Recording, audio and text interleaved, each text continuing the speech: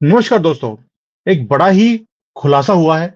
खुलासा ये है कि एक तो आपको मालूम है, सिसोदिया को 17 महीने के बाद छोड़ दिया गया। और अब दोबारा से आपके दिमाग में आया होगा कि ये सिसोदिया को एकदम से छोड़ कैसे दिया। अगर 17 महीने तक अंदर रखा हुआ था तो सबूत थे तो रखा हुआ था। अभी केजरीवाल जो है उसके खिलाफ भी सबूत है। 2 बार बेल नहीं मांगी, बेल दे दी गई। इंटरिम बेल ही थी लेकिन बेल मिल गई। पहले दिन से मेरे एक ही चीज था कि केजरीवाल को ये कभी भी अंदर नहीं रखेंगे, क्योंकि जो वेस्टर्न लॉबी है उनके बहुत पैसे लगे हुए हैं इस धुरत के ऊपर। अभी उसे भी छोड़ने की पूरी मुहिम शुरू हो गई है कि केजरीवाल को छोड़ा जाए। और वो बाहर आकर पहले तो दंगे कराएगा, यहां पर वो क्या कराएगा, सिविल वॉर कराने की कोशिश करेगा सबके साथ मिलकर। इलेक्शंस के टाइम पर भी उसे छोड़ा गया और उसने आकर अपना गेम खेल दिया। तो आप समझ सकते हैं कि कितना खतरनाक आदमी है। लेकिन केजरीवाल ही क्यों, जब आम आदमी पार्टी ऑलरेडी एक कटघरे में खड़ी है। उसकी जो पार्टी का जो एक लाइसेंस होता है वो ही कैंसिल होने वाला है, क्योंकि पार्टी ने पैसे खाए हैं केजरीवाल के थ्रू। केजरीवाल सिर्फ एक एमपी की सीट से उतर जाएगा, एमएलए की सीट से उतर जाएगा, लेकिन पार्टी भी खत्म हो जाएगी। तो वो क्या करेगा? तो वेस्टर्न लॉबी ने, वही सोरोजन पार्टी ने एक काम कर दिया। केजरीवाल को बोल दिया कि तुम एक नई पार्टी शुरू कर लो, उसका नाम होगा क्रिश्चियन डेमोक्रेटिक पार्टी। अब ये क्रिश्चियन डेमोक्रेटिक पार्टी क्या है, क्यों खोली गई है, मकसद क्या है, ये कैसे कर सकते हैं, हमारे लिए खतरा है नहीं है, या एक अच्छा एक नया पावर फ्रंट खड़ा हो जाएगा, ये क्या मुद्दा है, ये समझने की बातें हैं। क्योंकि ये हमारे भविष्य को खत्म करने के लिए ये साजिश रची गई है नई, जिसे हमारा अगेन दोबारा से हमारे मीडिया ने कवर नहीं किया, ना ही वो कभी करेंगे। ये पूरा का पूरा जो कंट्रोवर्सी है, ये क्यों शुरू हुई, कैसे शुरू हुई, इसके ऊपर डिटेल में बात करेंगे संजीव जी के साथ। संजीव जी, यहाँ पर वैसे क्रिश्चियन डेमोक्रेटिक पार्टी खड़ी हो रही है। मुस्लिम लीग वर्ग के जो लोग हैं वो बहुत ज्यादा अपने पैर फैलाते जा रहे हैं, लेकिन हम आखिरी मोमेंट तक जय श्री राम बोलना नहीं भूलेंगे। सर जय श्री राम। जय श्री राम सुमित जी। सर ये जो सिसोदिया को बाहर निकाल दिया, केजरीवाल को निकालने वाले हैं, सभी ने बोले, पहले भी बोला था केजरीवाल बाहर नहीं निकलेगा। 2 बार बाहर निकल के अंदर गया है, अब दोबारा से वो बाहर निकलने वाला है। मैं आज भी अपने इसके ऊपर कायम हूं, क्योंकि मुझे मालूम है कि जो हमारे करप्ट जजेस हैं वो कैसे काम करते हैं। बहुत बार तो मैंने खुद अपने केसेस को जिताने के लिए, अपने कंपनीज के लिए इनको पैसे पहुंचाए हैं, तो मुझे मालूम है कि कितने जल्दी ये बिक जाते हैं। रात को बुलाते हैं अपने चैम्बर में, वहां बैठकर लेन देन करते हैं और फाइलें ही डिलीट कर दी जाती हैं। तो ये तो इनका डीएनए है, इसलिए मुझे समझाने की जरूरत नहीं है कि इनका काम क्या करने का तरीका क्या है। अब आते हैं कि केजरीवाल के ऊपर। सर केजरीवाल ने और जो पूरा भारत के अंदर जो क्रिश्चियन मिशनरीज हैं, बड़े चुपके से उन्होंने नॉर्थ ईस्ट को पूरा कन्वर्ट कर दिया, साउथ को कन्वर्ट कर दिया। आपको मालूम है पंजाब को ये कन्वर्ट करते जा रहे हैं। अब जब नंबर्स पूरे हो गए, अब ये क्रिश्चियन डेमोक्रेटिक पार्टी की डिमांड करनी इन्होंने शुरू कर दी है। केजरीवाल को सरबराह बनाया गया है। लोग बोलते भी हैं कि ये क्रिप्टो करेंसी का या क्रिप्टो क्रिप्टो क्रिश्चियन है ये आदमी। सर ये पूरा मुद्दा जो है, ये इसको लेकर ये कंट्रोवर्सी जो खड़ी करी है इन्होंने, और इसका इम्प्लीकेशंस क्या है, इसे समझाइए थोड़ा सा प्लीज। सुमित जी, आपने जो अभी बात कही कि हाँ केजरीवाल भी अब शायद जल्दी छोड़ दिए जाएंगे, तो मैं भी आपकी बात से पूरी तरह सहमत हूँ, क्योंकि आने वाले 1 या 2 महीने सितंबर अक्टूबर में मुझे वो जेल से छूटते हुए नजर आ रहे हैं। क्योंकि अगले साल की शुरुआत में ही जो दिल्ली विधानसभा की इलेक्शन है, तो उससे पहले केजरीवाल किसी भी तरीके से जेल से बाहर आएंगे और विधानसभा इलेक्शन के लिए वो अपने अपना जो भी कैंपेन करना है, जो भी उनको रणनीति अपनानी है, वो सब करेंगे। मगर अब क्योंकि जो इंडियन गवर्नमेंट है वो पूरी तरीके से इनके पीछे हाथ धो के पड़ी हुई है, उनके पास प्रूफ है कि इन्होंने किस किस तरीके से पैसे खाए हैं, गड़बड़ी करी है, तो पूरी पार्टी को ही कटघरे में खड़ा कर रखा है, और हो सकता है कि पूरी पार्टी को ही वो डिसमिस करने की कोशिश करवाएंगे कोर्ट के जरिए। तो कोई ना कुछ इस तरीके का होता हुआ नजर आ रहा है। और इसी इसी सिलसिले में, क्योंकि देखिए जो टोटल वेस्टर्न लॉबी है, उन्हीं उन्हीं उन्हीं का मोहरा है अरविंद केजरीवाल, उन्हीं की वजह से इसको बिठाया गया था, एक सोची समझी रणनीति की वजह से उनको उठाया गया था और दिल्ली की गद्दी में बिठाया गया था। और अब उसके जरिए यहाँ पे बहुत कुछ करना चाह रहे थे। ये तो बदकिस्मती रहेगी, इनकी थोड़ी सी सीटें कम रहेगी अब की बारी हमारी ऑपोजिशन पार्टीज की। और अगर ये मेजोरिटी में आ जाती तो शायद वेस्टर्न लॉबीज राहुल गांधी से भी ज्यादा केजरीवाल को एज अ प्राइम मिनिस्टर बिठाने की पूरी कोशिश करती, क्योंकि केजरीवाल वो सारे काम वो करने को तैयार हैं जो देश के खिलाफ जाते हैं। हम्म। ठीक है ना। तो वो इस चीज को देखने को तैयार नहीं है। वो कहता है अगर मैं अगर किसी भी तरीके से टॉप पोजीशन की सीट पे बैठने का मुझे मौका मिलेगा तो मैं वो सब कुछ करने को तैयार हूं जो मुझे नहीं भी करना है। तो किसी तरीके से मैं अपनी टॉप सीट पे बना रहा हूं। अब जो चीज आपने जो बात कही कि क्रिश्चियन डेमोक्रेटिक पार्टी के बारे में आपने जैसे अभी बात बताया थोड़ा सा, तो मैं इसका भी अब निकट भविष्य में ये क्रिश्चियन डेमोक्रेटिक पार्टी जो है सीडीपी, इसका बहुत जल्दी जन्म होते देखेंगे। और ये जो पार्टी है ये पूरे फॉरेन इन्फ्लुएंस के वजह से बनेगी। मतलब जो आपके जो वेस्टर्न लॉबीज हैं उनकी उनकी उनकी थ्रू थ्रू इनको फंडिंग दी जाएगी। और जो हमारा जो इंटरनल मीडिया है वो इसको बढ़ा चढ़ा के दिखाने की कोशिश करेगा आने वाले दिनों में, और इसके इसके इसके बारे में बहुत कुछ बताएगा कि किस तरीके का काम करती है, लोगों की भला करती है, लोगों को एजुकेशन दिलाती है, लोगों को मेडिकल हेल्प दिलाती है। मतलब दुनिया भर की वो ऐसी ऐसी बातें बताएंगे कि जो Christian missionaries all over the world कर रही हैं, शायद वही काम वो इंडिया में भी करने जा रही हैं। तो इसके पीछे अच्छा, बेसिकली एक जी। आपको नहीं लगता जैसे आरएसएस भारत में काम कर रही है, लोगों की हाँ जी। भलाई का काम करती है, बीजेपी भी आरएसएस के काम को दिखाती है, देखिए आरएसएस कितना भले का काम कर रहे हैं, कोई भी इनका पॉलिटिकल एस्पिरेशंस नहीं है। वही काम सीडीपी भी जो है, ये क्रिश्चियन डेमोक्रेटिक पार्टी, ये भी करना चाहते हैं कि यहाँ पर एक डिविजन ऐसी खड़ी कर दी जाए भारत के अंदर कि भाई देखिए सारा काम जो है वो तो सीडीपी ही कर रहा है। और ये जो रिलीजियस टेंशन हैं, आपको नहीं लगता ये इंक्रीज होंगी इससे? जो पॉलिटिकल फिगर्स हैं वो भी डिवाइड हो जाएंगे, और ये एक तरह से एक ऐसा गंद डाल देंगे। ऑलरेडी हिंदू मुसलमान चल रहा है, अभी हिंदू मुसलमान और क्रिश्चियन भी आ जाएंगे। सुमित जी आप बिल्कुल ठीक कह रहे हैं कि अगर सीडीपी का जन्म होता है और ये इसको इंडियन पॉलिटिकल सिस्टम में अपने आप को बढ़ा चढ़ा के दिखाएंगे और पेश करेंगे, तो कहीं ना कहीं जितने भी पॉलिटिकल टेंशन यहाँ पे शुरुआत हो जाएगी। मतलब अभी तो सिर्फ चलो दो तरफा खेल रहता है, हिंदू और मुसलमान वोट की बात हो रही थी, अब क्रिश्चियन वोट भी बहुत जल्दी में पिक्चर में आनी, इसके बारे में बात होनी शुरू हो जाएगी। और इससे कहीं ना कहीं पे क्या है, मतलब कि जो इंडियन सेकुलर सिस्टम है, जो सेकुलर लफ्ज जो बाद में जोड़ा गया था जिसने गंद फैलाया हिंदुस्तान के पॉलिटिकल सिस्टम के अंदर, अगर सेकुलर लफ्ज नहीं होता तो आज हम बहुत ज्यादा पहले से ज्यादा सेफ रहते।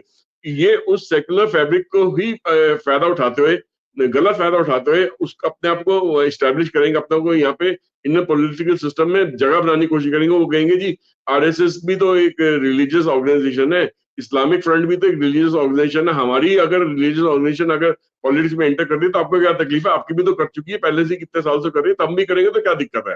तो उसको गलत तरीके से पेश आगे वो इस्तेमाल करने की कोशिश करेगी। और इंडिया इंडिया के अंदर मतलब रिलीजन का रोल जो हो जाएगा ना, उसकी वजह से तीन गुटों में कंट्री बढ़ती नजर आ रही है कि अभी तक तो हिंदू मुसलमान होता है, हिंदू मुसलमान क्रिश्चियन भी साथ में लफ्ज जुड़ जाएगा उसके अंदर। तो ये कहीं ना कहीं पे कंट्री के अंदर तीन तरफा चीर फाड़ करने की कोशिश करी जाएगी। सर देखिए, साउथ इंडिया इन्होंने ऑलरेडी पूरा कन्वर्ट कर दिया है, क्रिश्चियंस के अंदर है। वहां पर बीजेपी ने इतना काम किया जितना मुश्किल हो गया उनके लिए, वहां पे कोई अपनी धाक नहीं बना सके। नॉर्थ ईस्ट भी पूरा क्रिश्चियन इन्होंने कन्वर्ट कर दिया है, यानी कि हिंदुओं की जो जगह है वो आहिस्ता आहिस्ता सुकड़ती जा रही है। और कन्वर्जन का काम पूरा का पूरा जोर पे है, पैसे के जोर पे ऊपर ये कन्वर्जन करते हैं क्रिश्चियन मिशनरीज वाले। जो गरीब लोग होते हैं उन्हें कभी वो आटे की बोरी दे दी, कभी उनको बोल दिया कि भाई आपका जो है ये जो सारे ड्रामे करते रहते हैं, तो अपने उसको फादर को बुलाकर वो वाला काम करेंगे, लोगों को भ्रमित करने का काम करते हैं। स्कूल खोल देते हैं, वहां पर फ्री की एजुकेशन मिलती है, कॉलेज खोल दिए, वहां पर मेडिकल कॉलेज खोल दिए, वहां पर एडमिशन दे दी, उस चक्कर में आकर हिंदू कन्वर्ट कर जाता है। आपको नहीं लगता ये पॉलिटिकल टूल इन्होंने पहले ग्राउंड वर्क बनाया ये सारे काम करने का, उसके बाद पूरे भारत के अंदर एक हॉट स्पॉट्स बना दिए जहां पर कन्वर्जन पूरे रेट पे है। मैं पंजाब से आता हूं, पंजाब में तो कितने सिख मिल जाएंगे आपको जो क्रिश्चियन बन गए सर। सुमित जी आपकी बात बिल्कुल ठीक है कि पहले तो केवल आपका नॉर्थ ईस्ट और साउथ इंडिया के अंदर ही क्रिश्चियन कन्वर्जन ज्यादा होते नजर आते थे, क्योंकि मिशनरीज इसी इलाके में सबसे ज्यादा मतलब इन्होंने इनके जो एसेट्स थे वो सबसे ज्यादा इसी इलाके के अंदर थे। अब धीरे धीरे हमें देखा गया कि पिछले कई सालों से पंजाब के अंदर, तमिलनाडु में, झारखंड में, मतलब कि उड़ीसा के अंदर भी इन्होंने काफी हद तक अपने अपने एसेट्स क्रिएट कर लिए, वहां पे भी कन्वर्जन बहुत तेजी से हो रहा है। और हरियाणा के अंदर भी कोशिश करी जा रही है, हिमाचल में भी कोशिश इनकी शुरू हो गई है। और ये बेसिकली क्या कन्वर्जन करने के लिए ये फाइनेंशियल इंसेंटिव्स देते हैं लोगों को किसी न किसी तरीके से। मतलब फ्री एजुकेशन दे दी, किसी को नौकरी दिलवा दी, किसी को घर दिलवा दिया, किसी को कपड़े दिलवा दिए, किसी को बाहर कंट्री से बाहर भिजवा दिया, क्योंकि क्रिश्चियन लॉबी एक ऐसी लॉबी है सुमीत जी वर्ल्ड ओवर जिसके पास सबसे ज्यादा पैसा है इन चीजों में स्पेंड करने के लिए, और पैसे की कमी तो है नहीं, वो अपनी लॉबी के जरिए इन क्रिश्चियन मिशनरी में आने वाले दिनों में इतना पैसा ट्रांसफर करेंगे, वो पैसा पैसा पानी की तरह बहाया जाएगा। एक आम आदमी को क्या चाहिए, वो कहता है यार मुझे जो पैसा दे रहा है, जो मेरा देखभाल कर रहा था, चलो मैं उसकी उसकी बात सुन लेता हूँ, मगर वो अंदर अंदर ये नहीं जानता कि इस सहायता के नाम पे उनसे क्या काम करवाने जा रहे हैं। धीरे धीरे वो अपने रिलीजन के साथ में, अपने धर्म के साथ इनको जोड़ के, इनको अल्टीमेटली इनको अंदर ही अंदर समझिए कि फोर्स तो नहीं कह सकते, मगर एक तरीका ये है कि दूसरों को लुभा के उनको अपने तरीके से उनको एक कन्वर्जन करवाने की कोशिश करते हैं। और इसके पीछे, मिशनरीज के पीछे बेसिकली एक पॉलिटिकल मोटिव भी इनका है। और वो आने वाले दिनों में अगर इनकी बात नहीं, इनकी पॉलिटिकल पार्टी की बात नहीं मानी गई, इनको स्टैब्लिश नहीं होने दिया इंडिया को, सीडीबी को, तो आप देखेंगे कि कई सारे प्रोटेस्ट होते नजर आएंगे इन लोगों की तरफ से, कई जगह वायलेंट क्लैशेज होते नजर आएंगे, क्योंकि दादागिरी वाले लोग इनके अंदर भी काफी सारे जो है जो कन्वर्ट कर चुके हैं। सर वो तो बिल्कुल सही बात है आपकी। अब आपने देखा कि जो क्रिश्चियन मिशनरीज होती हैं वो भी कोई मुसलमानों से कम नहीं होती। वो भी पहले तलवार के जोर पर, बंदूक के जोर के ऊपर वो कन्वर्जन्स करते रहे 100-200 साल पहले, जब हमारे यहाँ पर ब्रिटिश रूल था। अब उन्होंने थोड़ा सा प्यार से, चुपके से, पहले उन्होंने किसको भेज दिया, मदर टेरेसा को भेज दिया। वो चुपके से कन्वर्जन करती रही गरीबों का। और उसके बाद ये मिशनरीज का काम पूरे जोरों पे चला, लेकिन चुपके से काम किया। अभी ये फोर फ्रंट में आने वाले हैं। कहीं ऐसा नहीं लगता कि मोदी जी के आने के बाद ये सारे कॉकरोच एक एक करके, ये सारे जो हैं अपने अपने एजेंडास को लेकर ये बाहर निकलना शुरू हो गए हैं कि अगर मोदी जी ने जो काम कर रहे हैं भारत की तरक्की का, अगर ऐसे ही करते रहे तो हमारा कन्वर्जन का काम भी रुक जाएगा। सुमित जैन और संजीव मिड्ढा जी तो रुकेंगे नहीं हमें एक्सपोज करने के लिए। इससे पहले कि हमें बिल्कुल ही हमारा पर्दाफाश कर दें, हम उससे पहले पहले अपना काम कर लें, अपनी ये जो क्रिश्चियन कम्युनिटी है इसको लुभाने के लिए अपनी ही पार्टी खड़ी कर लें। जैसे मुस्लिम्स हैं, उन्होंने अपने मंत्रियों को बना बनाकर पार्लियामेंट में भेजना शुरू कर दिया। ऐसे ही क्रिश्चियंस भी जाना शुरू कर देंगे तो जो हिंदुओं के नंबर ऑफ पार्लियामेंटेरियंस हैं वो कम हो जाएंगे। अब उसका असर भी दिखा आपको। वक्फ बोर्ड के मैटर के ऊपर सहमति बन ही नहीं सकी क्योंकि मेजोरिटी नहीं थी हमारे पास। वो पास नहीं हुआ, नहीं तो वक्फ बोर्ड का स्यापा खत्म हो जाता। यानी कि अब क्रिश्चियन डेमोक्रेटिक पार्टी बनने के बाद तो एक भी चीज हिंदुओं की फेवर की कभी पास ही नहीं हो सकती सर। ये तो मिलिटेंट जैसे उग्रवादी होते हैं, ये उस तरह से काम करेंगे। और नया नया मुसलमान कहते हैं 5 बार नमाज भी पढ़ता है। ये नए नए जो क्रिश्चियंस हैं ये राम को ही कटघरे में खड़े करते हैं कि राम तो था ही नहीं, जबकि सारी उम्र राम की पूजा करते रहे, आज बोलते हैं राम तो है ही नहीं। सुमीत जी, जिस तरीके से आपने देखा कि जितने भी हमारी कंट्री में मुस्लिम पॉलिटिकल आउटफिट्स हैं, जितनी भी मुस्लिम पॉलिटिकल पार्टीज हैं, उनके साथ में उनका कोई ना कोई दादागिरी वाला ग्रुप भी उनके साथ जुड़ा रहता है, जो कि लोगों को डरा के भी वोट दिलवाता है। हम्म। ठीक है ना, कि भी आपको हमारे फतवा जैसे जारी कर दिया भी वोट हमें हम ही इसी पार्टी को देनी है, कुछ ना कुछ इस तरीके से क्रिश्चियन जो चर्च है उनके साथ भी इस टाइप का एक आर्म्ड ग्रुप के जुड़ने की आवाज आ रही है, जो कि पहले से कन्वर्ट हो रखे हैं। और वो उनका दिमाग जो उल्टी तरफ ही चलता है, वो आने वाले दिनों में अगर ये पॉलिटिकली अपने आप को एक्टिवेट कर लेंगे, ये क्रिश्चियन डेमोक्रेटिक पार्टी को, इनकी तरफ से जो कैंडिडेट्स खड़े होंगे उनको भी ये दादागिरी से वोट दिलवाने की कोशिश करेंगे चर्च के जरिए। ये एक सरमन कहते हैं ना, एक फतवा को इंग्लिश में सरमन कहते हैं, सरमन दिलवाने की कोशिश करेंगे भी आपको इसी लीडर को ही वोट देनी है। तो उस एरिया में जितनी भी बेसिकली जो भी मुस्लिम वोट बैंक होगा, जो कन्वर्ट होकर लॉयल्टी क्रिश्चियन कम्युनिटी के साथ दिखाएंगे या उनके चर्च के साथ दिखाएंगे, उनकी एक मजबूरी बन जाएगी कि अभी तक वो वोट या तो हिंदू संगठन को दे देते या किसी और को दे देते, अब उनकी मजबूरी हो जाएगी क्योंकि क्रिश्चियन ही जब लीडर उनके सामने खड़ा हो जाएगा वोट मांगने के लिए, तो वो वोट फिर उसी को जाएगा और किसी को नहीं जाएगा। और एक चीज और भी है सुमित जी, देखिए अब आपने जो बात कही कि पार्लियामेंट के अंदर धीरे धीरे इनकी सीटें बढ़नी है, ये बिल्कुल तय है। अगर ये पार्टी इंडिया के अंदर अगर अपनी जगह बना लेती है पॉलिटिकल सिस्टम में, तो इनकी सीटें पार्लियामेंट में तो बढ़नी भी तय है। और अगर पार्लियामेंट सीटें बनेगी तो कुछ सीटें मुसलमानों के पास आ गई, कुछ सीटें क्रिश्चियंस के बाद आ गई, कुछ इनके दूसरे संगठनों के पास आ गई, या कुछ ऑपोजिशन पार्टी के पास आ गई। तो ये लोग बेसिकली क्या चाह रहे हैं कि जिस तरीके से हिंदुस्तान को आज से कितने साल पहले, 100 साल पहले गुलाम बनाया था, 200 साल 300 साल क्रिश्चियंस ने हमारे पे राज करा था, वही चीज अब वो डेमोक्रेटिक इंडिया के डेमोक्रेटिक सेटअप का इस्तेमाल करके उसी सिस्टम में वापस लाना चाह रहे हैं, जहां पार्लियामेंट में घुस के वो कुछ इस तरीके से रूल्स एंड रेगुलेशन निकलवाना चाहेंगे, बिल निकलवाना चाहेंगे अपने फेवर का, जिसमें हिंदू हिंदू मेजोरिटी हमेशा से दबी रहेगी, उनके उनके उनके फेवर की चीजें वहां पे नहीं निकल पाएंगी। यहाँ तक सिर्फ यही नहीं, वो ये इंडिया के अंदर एजुकेशन सिस्टम जो है वो टोटल क्रिश्चियन स्टाइल में एजुकेशन सिस्टम चाहते हैं। वो पूरा हेल्थ केयर भी अपने हाथ में लेना चाहते हैं। वो जितने वेलफेयर प्रोग्राम्स है, फैमिली वेलफेयर प्रोग्राम्स हो गए या वैसे वेलफेयर प्रोग्राम्स हो गए जो लोगों पे गरीबों तक Modi ji direct money transfer कर रहे हैं, वो हेल्थ प्रोग्राम्स के अंदर भी अपने तरीके के रूल्स एंड रेगुलेशन लाना चाहेंगे। और बेसिकली एक टोटल जो इंडिया का जो डेमोक्रेटिक फैब्रिक है उसको हिलाने की कोशिश करेंगे, उसके अंदर नए तरीके से अपने ही रूल्स एंड रेगुलेशन लाने की पूरी कोशिश करेंगे। और इस तरीके से क्या होगा कि जो चर्च है, जो स्टेट है, उसके बीच में एक कंट्रोवर्सी पैदा हो जाएगी, और वो कंट्रोवर्सी को इस्तेमाल करके उसको अपनी जगह वहां पे बना के लेफ्टन जो वेस्टर्न लॉबीज हैं उनके मीडिया को इस्तेमाल करके यहाँ पे पूरा भ्रमित कर देगा। और जहां पे उनकी बात नहीं मानी जाएगी, वही लोग वहां उस केस को लेकर सुप्रीम कोर्ट पहुंच जाएंगे और सुप्रीम कोर्ट से अपने फेवर में डिसीजन ले आएंगे। उसके बाद गवर्नमेंट की मजबूरी हो जाएगी कि उनके रूल्स एंड रेगुलेशन को यहाँ पे लागू करने का। तो ये बहुत लंबा खेल खेलने की कोशिश कर रहे हैं, जिसमें पूरे इंडिया का डेमोक्रेटिक फैब्रिक को आने वाले दिनों में जड़ से हिलाने की कोशिश करी जाएगी। सर, जो आपने बोला अभी कि जो क्रिश्चियन एजुकेशन है उसे प्रायोरिटी दी जाएगी, यानी कि जो 47 में लाडू थे, लाडू खुद तो लड़कीबाज थे, वो लड़कियों में घूमे रहे, तो लेकिन उन्होंने जो एजुकेशन सिस्टम था उसमें हमेशा ही उन्होंने एजुकेशन मंत्री मुसलमानों को बनाया, ताकि वहां पर सिर्फ मुसलमानों की बड़ाइयां की जाएं, अकबर द ग्रेट, जबकि अकबर द डॉग होना चाहिए था। वहां पर औरंगजेब द सुअर होना चाहिए था, वहां पर भी औरंगजेब द ग्रेट हमें बढ़ाया गया। टीपू सुल्तान द ग्रेट, जबकि वो डॉग होना चाहिए था वहां पर भी। तो ये जो सारे काम किए इन्होंने एजुकेशन में, अब वो चाहते हैं कि क्रिश्चियंस की बढ़ाइयां की जाएं, कि क्रिश्चियंस जो जो है इनका रिलीजन है वो कितना ग्रेट है, पूरी दुनिया में कितने बड़े बड़े काम कर रहे हैं। यानी कि पहले मुसलमानों ने हमारी जीना हराम कर दिया, अगली नस्लें जो है हमारी, उन्हें सभी को क्रिश्चियन एजुकेशन दी जाएगी। हेल्थ केयर के अंदर भी जानबूझकर, जैसे आपने बोला कि वो चाहते हैं कि क्रिश्चियंस जो एलोपैथी है इनकी, उसको किया जाए ताकि आयुर्वेदा को खत्म कर दिया जाए भारत में। इसीलिए ये रामदेव के पीछे पड़ते हैं, हमेशा ही कटघरे में खड़ा कर देते हैं। कभी इन्होंने हमदर्द को कभी किया, कभी हिमालय को किया। वो तो एनजीओ बना के बैठे हैं, वो इनकम टैक्स भी पे नहीं करते कि हम तो एनजीओ हैं, जबकि सबसे अरबों रुपए कमाते हैं यहां से, लेकिन एनजीओ के नाम पर वो पैसे बना रहे हैं।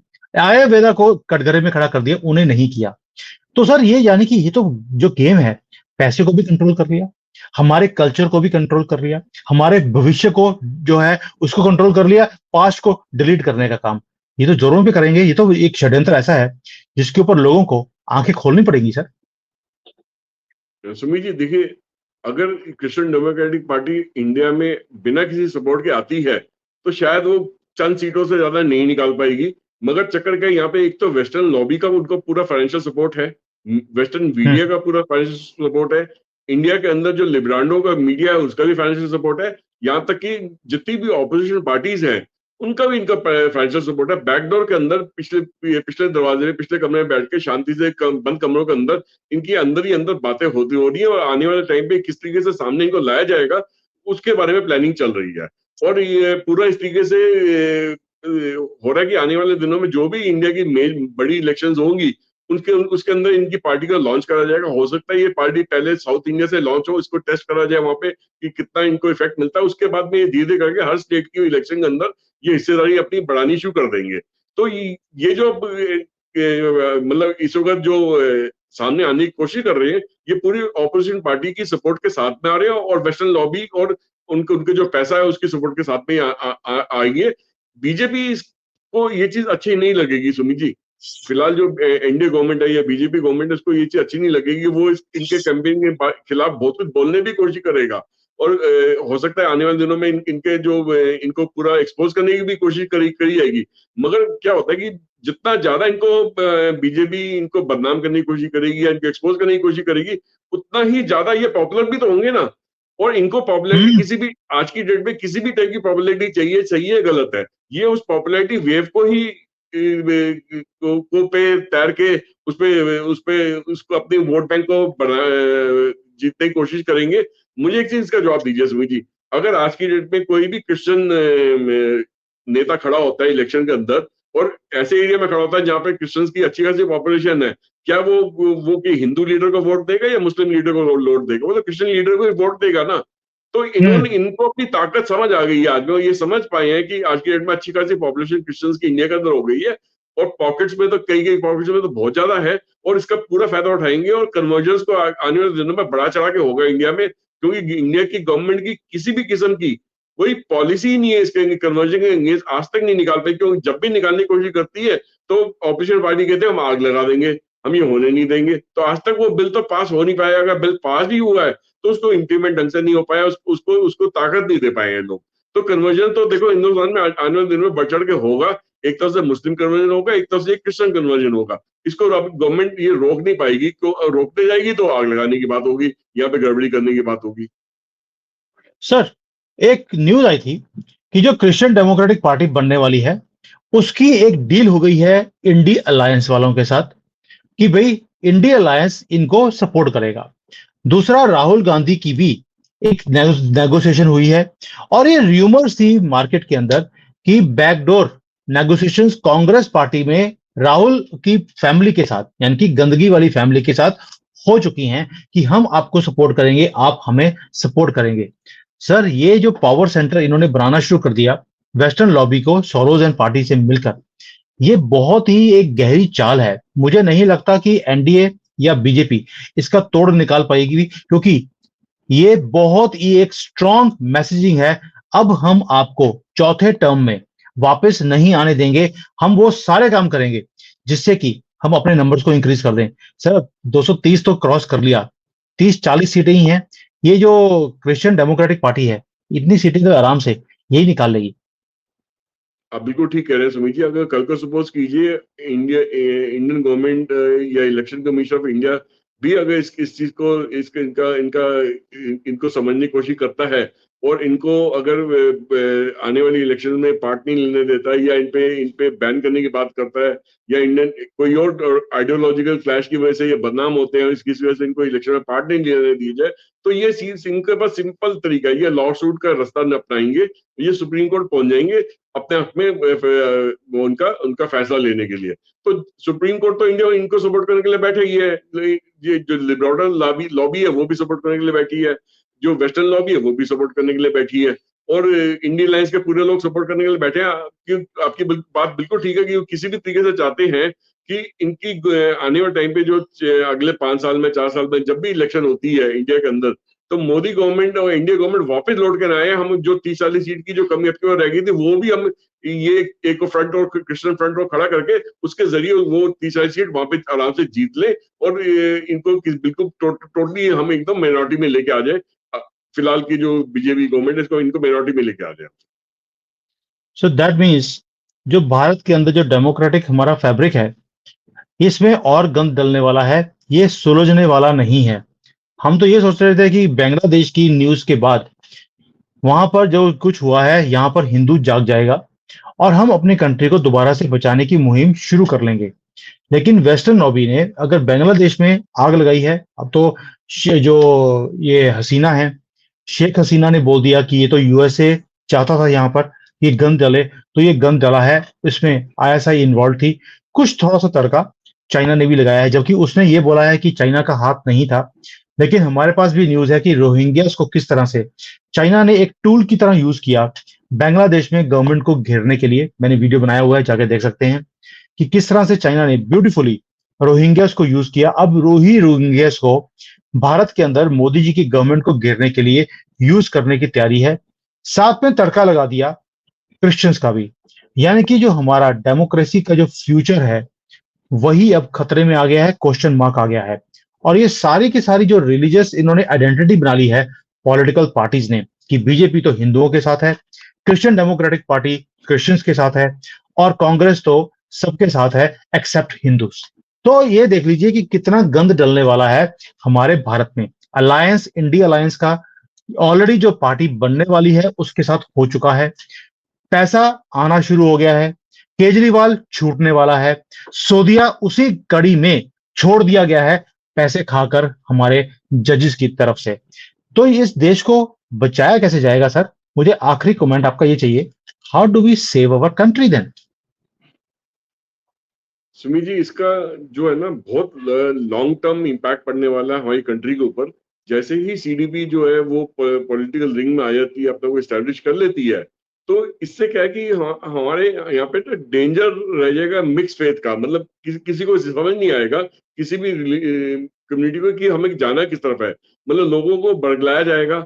जैसे पिछली इलेक्शन में भी हुआ कि खूब सारा बरगलाया गया गवर्नमेंट के अगेंस्ट, और उसकी वजह से कई सारी वोटें इनकी जो इनके फेवर में जानी चाहिए थी बीजेपी को, वो उसके फेवर में नहीं गई है।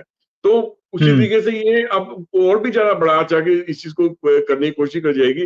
डिवाइड एंड रूल की जो पॉलिसी है, अभी तक जिस लेवल पे खेली गई है, उससे भी कई गुना ज्यादा इसको बड़ा डिवाइड एंड रूल की पॉलिसी को खेला जाएगा। लोगों को आपस में डिवाइड करा जाएगा रिलीजियस लाइंस पे।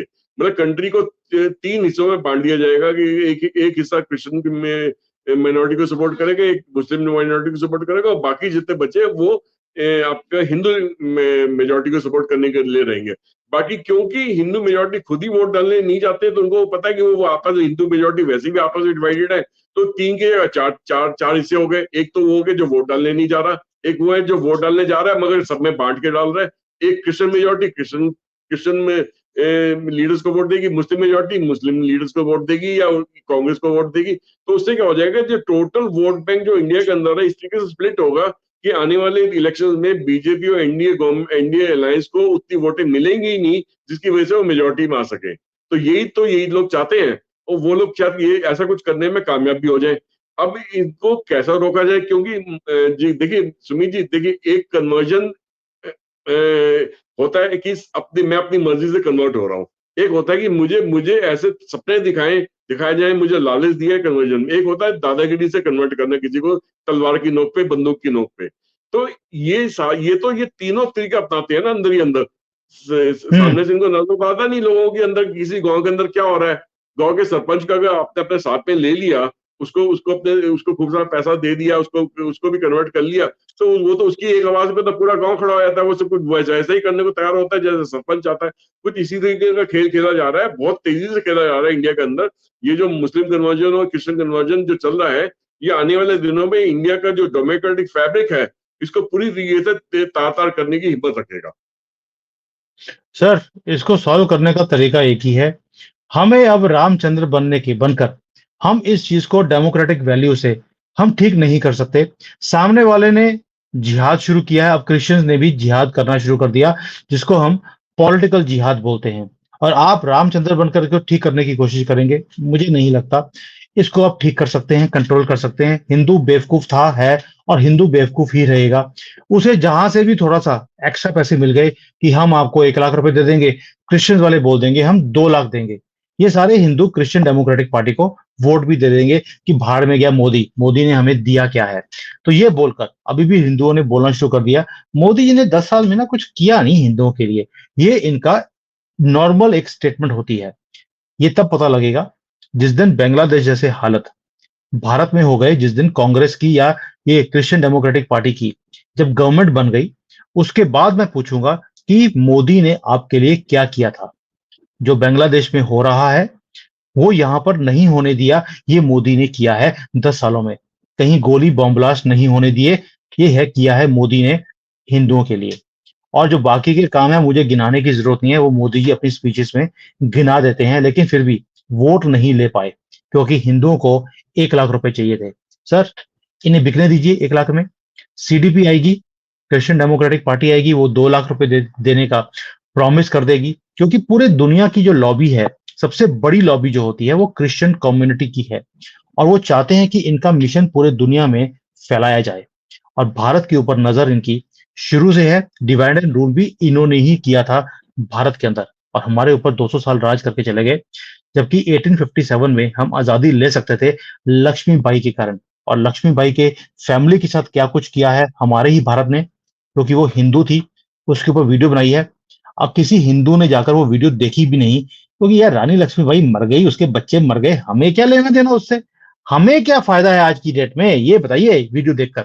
ये है हिंदुओं का डीएनए। तो इसलिए सर मुझे नहीं लगता कि हिंदुओं का कोई फ्यूचर है भारत के अंदर। दुनिया में इन्हें कोई रिसीव करेगा नहीं, भारत में कोई रहने देगा नहीं। अब हिंदू खुद ही डिसाइड कर लें कि उन्होंने कहां जाकर मरना है और कहां पर अपनी कब्र खुदवानी है। क्योंकि कब्र ही खुदेगी, अब ये जलाए नहीं जाएंगे। जलाए जाएंगे तो सिर्फ जिंदा जलाए जाएंगे।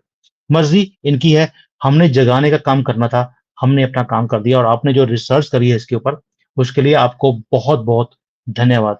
सर ऐसे ही मुद्दे लेकर आते रहिए ताकि हम इसको कवर करें और लोगों को जगाने की कोशिश करें कि खतरा सिर्फ मुसलमानों से नहीं है, हमारी पॉलिटिकल पार्टी से नहीं है, पूरी दुनिया से खतरा है। वो भारत को राइज करता हुआ देख नहीं सकते हैं।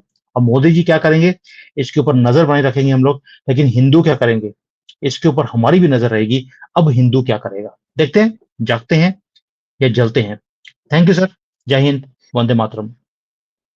जय हिंद, वंदे मातरम।